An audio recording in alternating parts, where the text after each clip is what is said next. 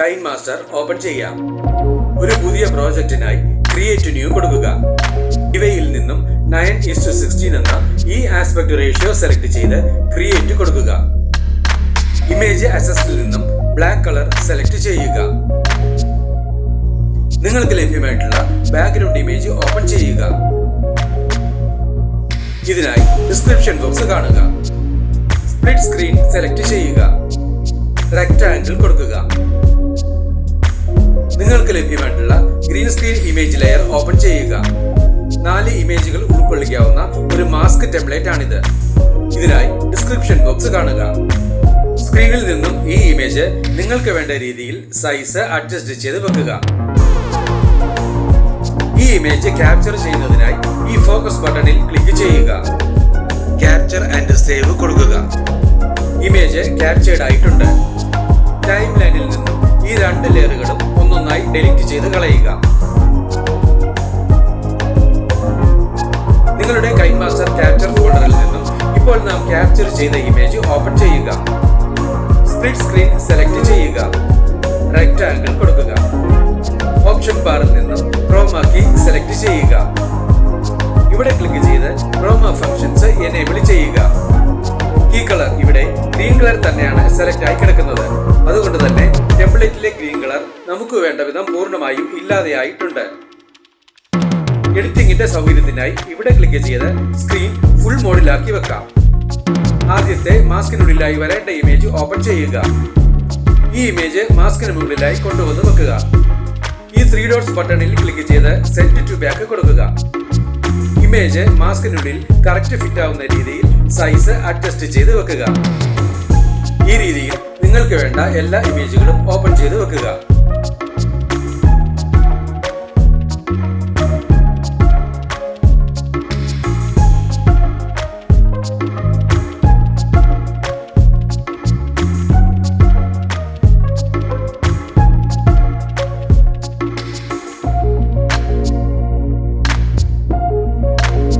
ഇവിടെ എല്ലാ മാസ്കുകളിലേക്കും വേണ്ട ഇമേജുകളും വെച്ച് കഴിഞ്ഞിട്ടുണ്ട്.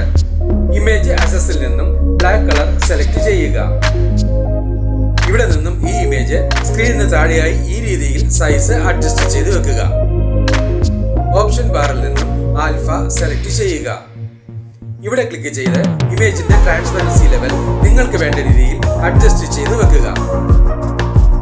നിങ്ങൾക്ക് ലഭ്യമായിട്ടുള്ള happy birthday lettering template open ചെയ്യുക. ഇതിനായി ഡിസ്ക്രിപ്ഷൻ ബോക്സ് കാണുക. ഓപ്ഷൻ ബാറിൽ നിന്നും ബ്ലെൻഡിംഗ് സെലക്ട് ചെയ്യുക. ഇവയിൽ നിന്നും ബ്ലെൻഡിംഗ് ഒപ്പാസിറ്റിയായി സ്ക്രീൻ സെലക്ട് ചെയ്യുക. ഈ ഇമേജ് ട്രാൻസ്പെറന്റ് ലെയറിന് മുകളിലായി കൊണ്ടുവന്ന് ഈ രീതിയിൽ സൈസ് അഡ്ജസ്റ്റ് ചെയ്ത് വെക്കുക. ഇൻ ആനിമേഷനിൽ ക്ലിക്ക് ചെയ്യുക. കവറേജ് കൊടുക്കുക. ലെയർ ഓപ്ഷനിൽ ക്ലിക്ക് ചെയ്ത് ടെക്സ്റ്റ് ടൂൾ സെലക്ട് ചെയ്യുക. ഇവിടെ നിങ്ങൾക്ക് വേണ്ട ടെക്സ്റ്റ് നിങ്ങളുടേതായ രീതിയിൽ എൻ്റർ ചെയ്യുക. ഈ ടെക്സ്റ്റ് താഴെയായി കൊണ്ടുവന്ന് സൈസ് അഡ്ജസ്റ്റ് ചെയ്ത് വെക്കുക. ഇൻ ആനിമേഷനിൽ ക്ലിക്ക് ചെയ്യുക. വൈപ്പ് ഡൗൺ കൊടുക്കുക. കർസർ ഈ ടെക്സ്റ്റ് ലെയറിന്റെ ബീനിങ്ങിൽ നിന്നും ഒരു ചെറിയ ദൂരം മുന്നോട്ട് വെക്കുക. നിങ്ങൾക്ക് ലഭ്യമായിട്ടുള്ള പാർട്ടിക്കിൾ വീഡിയോ ടെംപ്ലേറ്റ് ഓപ്പൺ ചെയ്യുക. ഇതിനായി ഡിസ്ക്രിപ്ഷൻ ബോക്സ് കാണുക.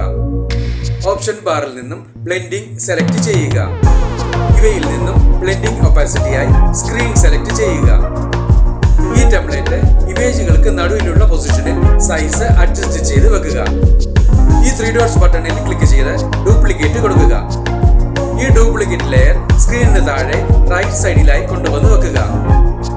ഈ ഓഡിയോ ഓപ്ഷനിൽ ക്ലിക്ക് ചെയ്ത് വീഡിയോയ്ക്ക് അനുയോജ്യമായ ഒരു ബാക്ക്ഗ്രൗണ്ട് മ്യൂസിക് സെലക്ട് ചെയ്യുക. ഇവിടെ നമുക്ക് ഈ മ്യൂസിക് സെലക്ട് ചെയ്യാം.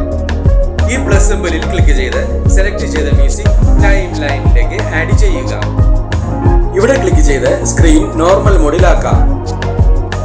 ടൈം ലൈനിലുള്ള എല്ലാ ലെയറുകളുടെയും ഡ്യൂറേഷൻ കുറച്ചു ദൂരം എക്സ്റ്റെൻഡ് ചെയ്ത് വെക്കുക. അതുപോലെ തന്നെ എല്ലാ ലെയറുകളുടെയും ഡ്യൂറേഷൻ വീഡിയോയ്ക്ക് വേണ്ട അളവിലേക്ക് മാത്രമായി ട്രിം ചെയ്തോ എക്സ്റ്റെൻഡ് ചെയ്തോ വെക്കുക.